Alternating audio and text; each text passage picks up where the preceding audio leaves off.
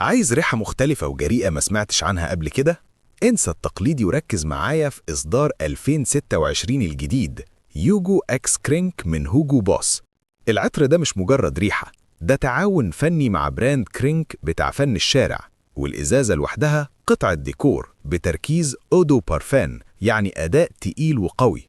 التوليفة هنا غريبة بس عبقرية، بيبدأ بافتتاحية مدهشة من الموز الأزرق، حاجة فريش ومختلفة تماماً، وفي القلب هتحس بلمسة إبرة الراعي الوردية اللي بتدي فخامة، والقاعدة بقى ثابتة ودافية جدا بسبب اللابادانوم والروايح الراتنجية من القسطس الوردي. العطر ده معمول للشخص اللي عايز يخرج بره الصندوق ويجرب تجربة عطرية حيوية وعصرية جدا، وريحته فيها تباين هيخلي الناس تسألك انت رشش ايه.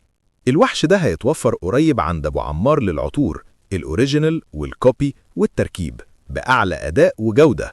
قول لنا في التعليقات لو استخدمت العطر ده، والاشتراك مش هيخسرك حاجة، بالعكس ده بيساعدنا إننا نوصل المعلومة الصحيحة. ودمتم بريحة حلوة.